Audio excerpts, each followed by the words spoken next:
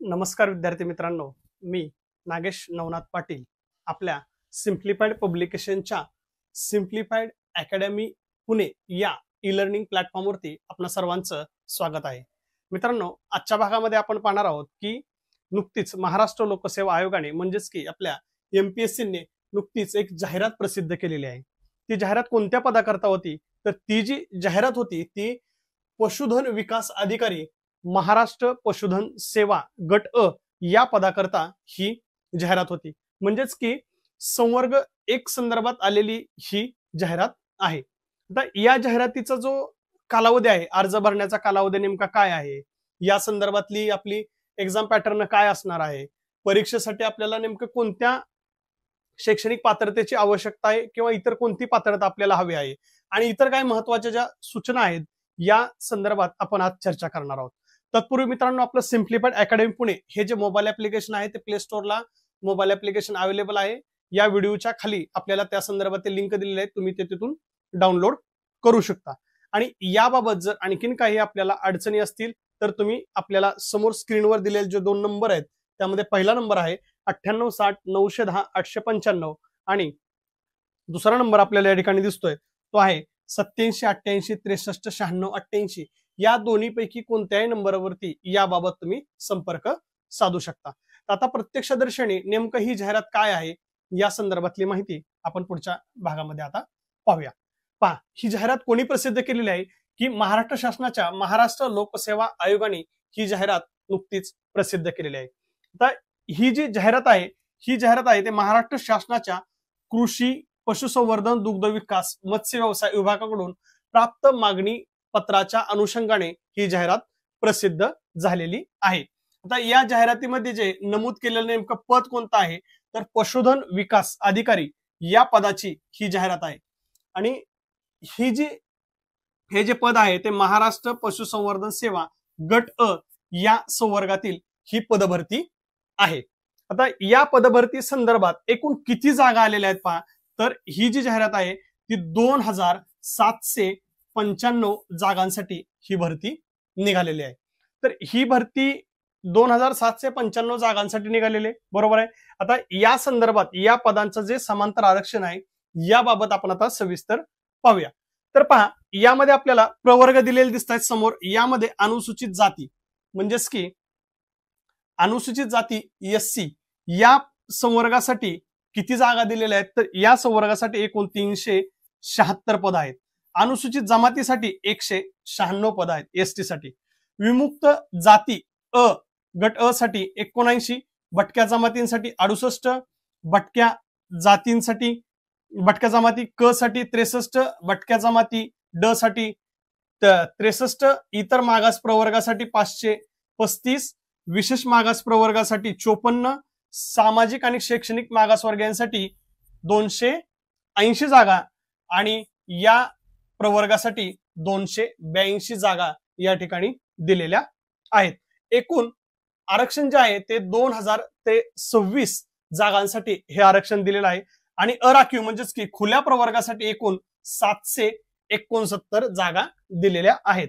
म्हणजेच की या पूर्णांची बेरीज किती होते 2795 एवढ्या पदांकरता ही भरती निघालेली आहे. आता ही जी भरती आहे या संदर्भातली जी पूर्व परीक्षा असणार आहे ती पूर्व परीक्षा कशी असणार आहे तर ती 37 केंद्रावरती ही महाराष्ट्र राज्यातील प्रत्येक जिल्ह्याच्या केंद्रावरती ही भरती घेतली जाणार आहे. या केंद्रावरती परीक्षा होणार आहे. आता 2022 मध्ये याच पद्धतीची जाहिरात आली होती. तर त्या जाहिरातीच्या अनुषंगाने या जाहिरातीमध्ये काय असणार आहे हे तुम्हाला मी आता थोडक्यात सांगतो. तर यामध्ये पहा, आता या जाहिरातीचा आपण कालावधी पाहूया. ही जाहिरात कधी निघालेली आहे. ही जाहिरातीचा अर्ज सादर करण्याचा जो कालावधी आहे हा जो कालावधी आहे तो 29 एप्रिल 2025 ते 19 मे 2025 या दरम्यान आपण अर्ज सादर करू शकता. आता अर्ज सादर करत असताना काही विद्यार्थ्यांच्या या संदर्भातल्या ज्या प्रोफाईल आहेत एमपीएससी वरती जर प्रोफाईल आपल्या तयार नसतील तर आपल्याला सर्वप्रथम या प्रोफाईल तयार करावं लागतील. त्यासाठी आपल्याला तिथं मोबाईल नंबर लागेल, आधार नंबर लागेल आणि ईमेल आयडी लागेल. ते तिथं टाकून आपल्याला पहिल्यांदा लॉग इन करून आपली सविस्तर प्रोफाईल त्याच्यामध्ये 10वी 12वी ग्रॅज्युएशन, पोस्ट ग्रॅज्युएशन अशी सर्व आपली माहिती, आधार नंबर, नॉन क्रिमिनल, जात पडताळणी, जातीचा दाखला, या सगळ्या गोष्टी त्याच्यामध्ये नमूद करून आपल्याला प्रोफाईल तयार करावं लागेल आणि त्याच्यानंतर आपण आपल्या शैक्षणिक अर्हतेनुसार या पदासाठी आपण इलिजिबल आहोत का हे चेक करून आपल्याला अर्ज त्या ठिकाणी सादर करावा लागेल. आणि ज्यांची ऑलरेडी प्रोफाईल तयार आहे त्यांनी फक्त आपण या पदासाठी इलिजिबल आहोत का हे चेक करायचं आणि अर्ज आपला सादर करायचा.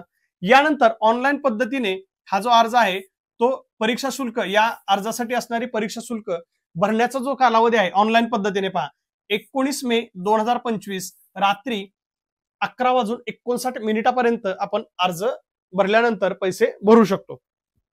त्यानंतर भारतीय स्टेट बँकेमध्ये चलनाद्वारे परीक्षा शुल्क भरण्यासाठी चलनाची प्रत घेण्याचा जो कालावधी आहे तो कालावधी दिलेला आपल्याला 21 मे 2025 रात्र 11:59 आणि हे चलन भरण्याचा जो कालावधी आहे तो 22 मे 2025 रोजी बँकेच्या म्हणजेच की कार्यालयीन वेळेमध्ये आपण त्या ठिकाणी जाऊन चलन भरू शकता. यानंतर आता या पदासाठी नेमकी शैक्षणिक पात्रता काय पाहिजे. आपल्याला सर्वप्रथम महत्वाची गोष्ट काय आहे की आपण भारतीय नागरिक पाहिजे त्याबद्दल. यानंतर 1 ऑगस्ट 2025 रोजी आपली वयोमर्यादा किमान 18 वर्ष पूर्ण पाहिजे. मग यामध्ये आपल्याला दिसत आहे वेगवेगळ्या प्रवर्गासाठी वेगवेगळ्या पद्धतीने या ठिकाणी वयाची अट नमूद केलेली आहे.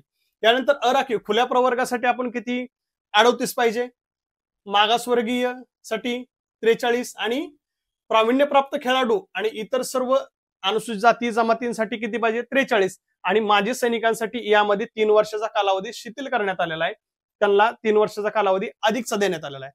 यानंतर दिव्यांग उमेदवारांसाठी ही जी मर्यादा आहे ती वयोमर्यादा 45 एवढी दिलेली आहे. आता या ठिकाणी पहा की एक सूचना दिलेली आहे की महाराष्ट्र शासनाच्या कर्मचाऱ्यांना उच्च वयोमर्यादा लागू नाही, ही गोष्ट लक्षात घ्या.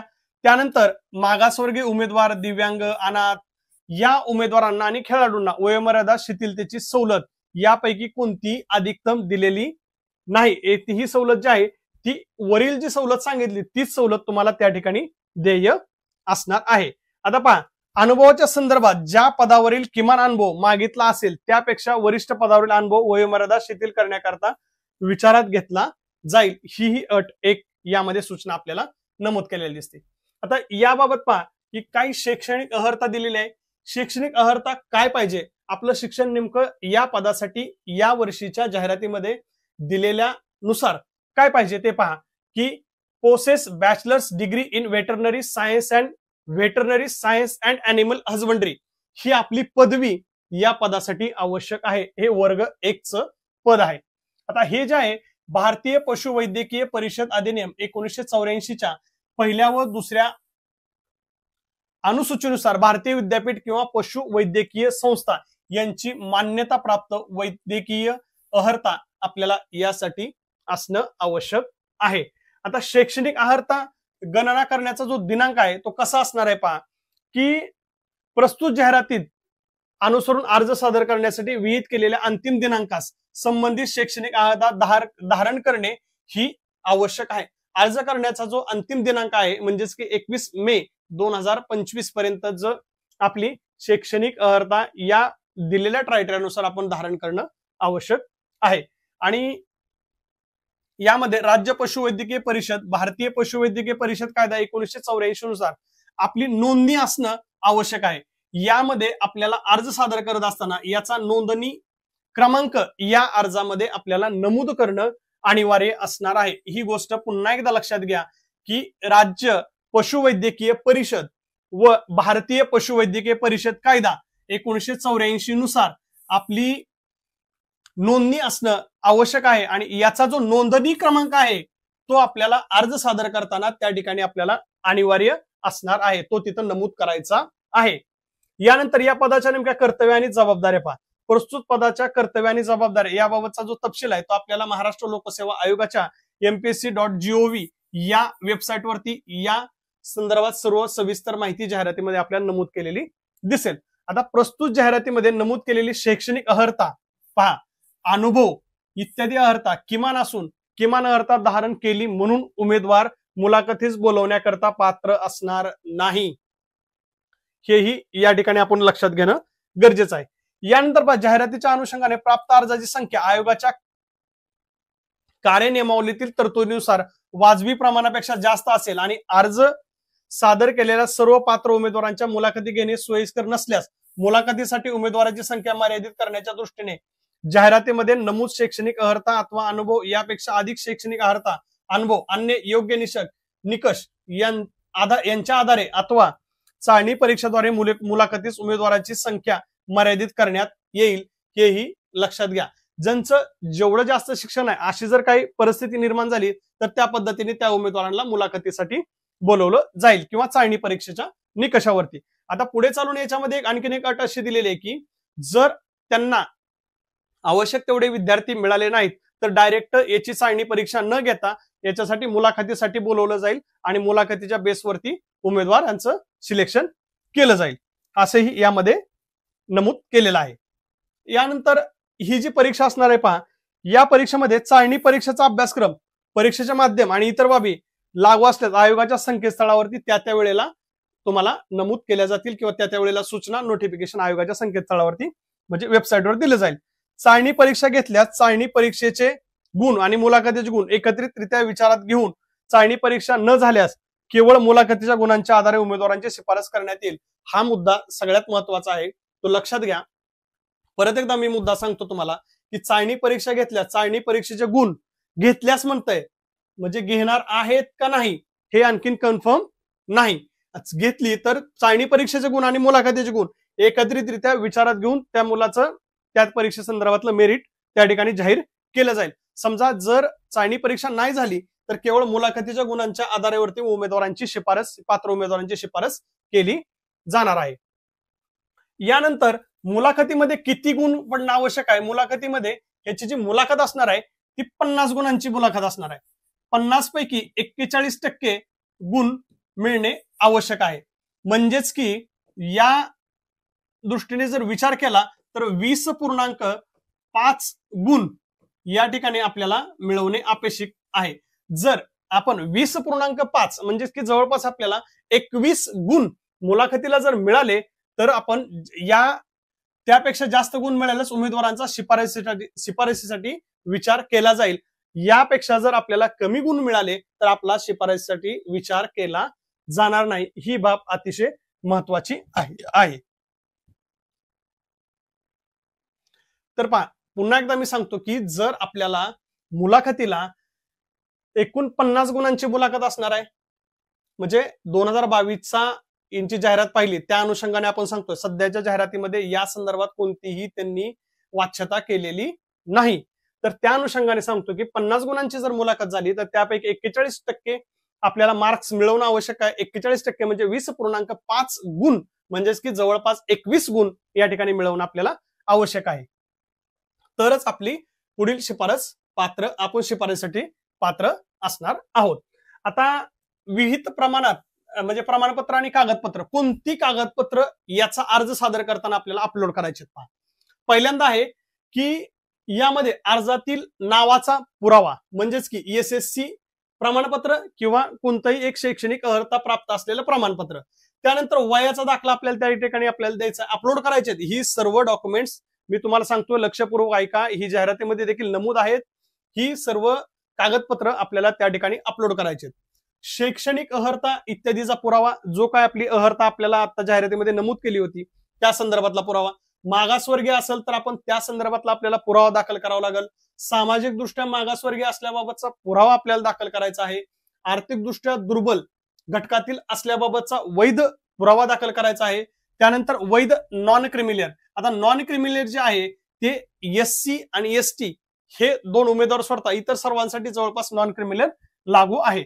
त्यानंतर पात्र दिव्यांग व्यक्ती जर असेल तर त्याने त्याचं वैश्विक ओळखपत्र UDID जे कार्ड आहे ते कार्ड तुम्हाला या ठिकाणी अपलोड करायचं आहे. किंवा वैश्विक ओळखपत्रासाठीचा नाव नोंदणी क्रमांक या ठिकाणी तुम्हाला नाव नोंदणी क्रमांक देखील नमूद करावा लागणार आहे. हे कोणासाठी आहे? दिव्यांग उमेदवारांसाठी. पात्र माजी सैनिक असल्याचा पुरावा द्यावा लागेल. अनाथ असल्याचा आरक्षणाकरिता अनाथांच्या आरक्षणाकरिता जर तुम्ही पात्र असाल तर तोही पुरावा तुम्हाला त्या ठिकाणी अपलोड करावा लागेल. आता खेळाडू आरक्षणाकरिता पात्र असल्याचा पुरावा द्यावा लागेल. राखीव महिला, मागासवर्गीय, खेळाडू, दिव्यांग आणि त्यानंतर अनाथ, माजी सैनिक, आरक्षणाचा दावा असल्यास आदिवासाचं प्रमाणपत्र तुम्हाला त्या ठिकाणी सादर करावं लागेल. त्यानंतर SSC नावात बदल झाल्याचा पुरावा जर आपल्याकडे असेल तर तो आपल्याला त्या ठिकाणी द्यावा लागेल. मराठी भाषेचं ज्ञान असल्याचा पुरावा, त्यानंतर लहान कुटुंबाचे प्रतिज्ञापत्र, राज्य शासकीय कर्मचारी यांच्याकरिता वयोमर्यादेतील सवलतीचा दावा असल्यास त्याबाबतचं प्रमाणपत्र तुम्हाला देखील ते सादर करावं लागेल. त्यानंतर राज्य पशुवैद्यकीय परिषद आणि भारतीय पशुवैद्यकीय परिषद कायदा 1984 नुसार नोंदणी केलेल्या प्रमाणपत्राची प्रत ही आपल्याला कंपल्सरी त्या ठिकाणी द्यावी लागणार आहे.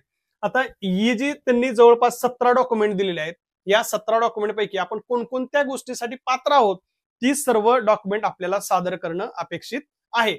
एखादा खेळाडू नसेल तर तुम्हाला त्याची गरज नाही, दिव्यांग नसतील तर गरज नाही, माजी सैनिक नसेल तर तुम्हाला त्याची गरज नाही, पण बाकीच्या गोष्टी आहेत त्या सर्व तुम्हाला त्या ठिकाणी अपलोड कराव्या लागतील.